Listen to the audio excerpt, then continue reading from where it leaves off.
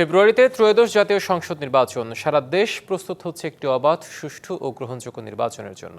কি ভাবছেন সাধারণ মানুষ থেকে শুরু করে আগামী জনপ্রতিনিধিরা, সে কথা জানাতে ডিবিসি নিউজের ইলেকশন এক্সপ্রেস ছুটে যাচ্ছে সব সংসদীয় আসনে। এখন রয়েছে সংসদীয় আসন 58, নাটোর 1-এ। সিএসআরএম ডিবিসি ইলেকশন এক্সপ্রেস, আজ আমরা আছি নাটোর 1 লালপুর বাগাতিপাড়া আসনে। এই আসনটি সংসদীয় আসন 58। আমাদের সাথে এখন অতিথি হিসেবে আছেন নাটোর জেলা বিএনপির যুগ্ম আহ্বায়ক ফারজানা শারমিন পুতুল। আপনার মাধ্যমে জানতে চাইব যে আজকের আপনি মনোনয়ন প্রত্যাশী এই আসনটিতে, সেক্ষেত্রে আপনি যদি নির্বাচিত হতে পারেন, সেক্ষেত্রে এই এলাকার কি কি সমস্যার সমাধান করবেন, এলাকার বাসিন্দাদের জন্য কি করবেন, তাদের চাওয়া পাওয়ার কি করবেন, একটু বলবেন। ইনশাআল্লাহ সৃষ্টিকর্তার প্রতি আমার ভরসা আছে, আমার দলের প্রতি আমার ভরসা আছে, নিজের প্রতি আস্থা আছে। আমি মনে করি যে আমি নমিনেশনটা পাবো, এবং এই নমিনেশনটা পাওয়ার পর আমি দুটো পর্যায়ে কাজ করব।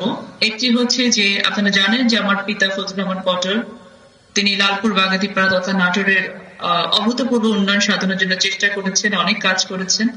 ওনার কিছু রেখে যাওয়া কাজ আছে, সেগুলো আমি সম্পন্ন করার চেষ্টা করব। কিছু কিছু কাজ আমি ইতিমধ্যে হাতে দিয়েছি। সাথে সাথে আমি যে কাজটা করব হচ্ছে, আমার এখানে ভবিষ্যতে যে কাজগুলো করলে লালপুর বাগাতিপাড়া তথা নাটোর 1-এর জনগণের জীবনমানের উন্নয়ন হয়, সেই কাজগুলো আমি করব। পুতুল, আপনি জানেন যে গত 4টি বিশ্ববিদ্যালয়ে নির্বাচন হয়েছে এবং 4টি ছাত্র সংসদ নির্বাচন হয়েছে, এবং 4টিতেই জামাত শিবিরের বিশেষ করে তারা বিপুল ভোটের ব্যবধানে বিজয়ী হয়েছে।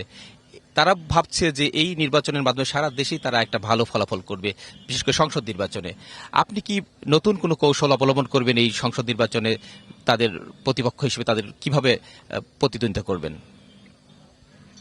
দেখুন, রাজনীতি, নির্বাচন সবই আসলে কৌশলেরই বিষয়। হ্যাঁ, তো আমি তো সব কৌশল এখন বলে দিলে হবে না। তবে একটা কথা আমি আপনাকে বলতে পারি যে দুটো খুব স্পেসিফিক জায়গা নিয়ে আমরা কাজ করি। বেসিক্যালি আমি কাজ করতে চাই যে পশ্চাৎপদে যে নারীরা আছেন, এই নারীদের অগ্রযাত্রায় এবং নারীরা যে কারো থেকে পিছিয়ে থাকতে পারে না, সেই জায়গাটাতে আমি অগ্রণী ভূমিকা পালন করতে চাই। বেকারত্বকে একটি প্রধান বড় একটি এখানকার সমস্যা বলছেন, এবং পদ্মা নদীর যে ভাঙন, বিশেষ করে পদ্মা নদী থেকে অবাধে বালু উত্তোলন করা হয়, এবং এই বালু উত্তোলনের কারণে নদী ভাঙন প্রচন্ড আকারে ধারণ করে এবং মানুষ ক্ষতিগ্রস্ত হয়, ঘরবাড়ি হারিয়ে।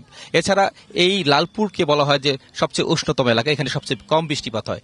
এই জলবায়ু মোকাবেলা, পাশাপাশি এই ধরনের সমস্যা কিভাবে সমাধান করবেন? পদ্মা নদী ভাঙন আপনি দেখেছেন যে পদ্মার পাড়ে যে বাঁধটা আছে, এটা আমার বাবা ফজলুর রহমান পটল, তিনি যখন মন্ত্রী ছিলেন তখন তিনি এটা করেছেন। এবং এই বাঁধটাকে যদি আরো অনেক দূরে নিয়ে যেতে হয়, সেই বিষয়টা আমরা দেখবো যেন আর কোনো মা বোন, মা বাবার ঘর তারা সর্বশান্ত হয়ে এই নদীতে ভেঙে না চলে যায়। এবং বালু উত্তোলনের যে প্রক্রিয়াটা আছে, এটাকে সিস্টেমের মধ্যে নিয়ে আসার একটা ব্যবস্থা আমি অবশ্যই করব, ইনশাআল্লাহ। ধন্যবাদ আপনাকে সময় দেওয়ার জন্য। দর্শক, ডিবিসি ইলেকশন এক্সপ্রেস, আমরা আজকে ছিলাম নাটোর 1 আসনে। আমাদের সাথে অতিথি ছিলেন ফারজানা শারমিন পুতুল। আগামীকাল ডিবিসি ইলেকশন এক্সপ্রেস থাকবে নাটোর 3 এবং 4 নম্বর আসনে। সে পর্যন্ত সবাই ভালো থাকুন, সবাই চোখ রাখুন আগামীকাল ডিবিসি নিউজ টেলিভিশনে।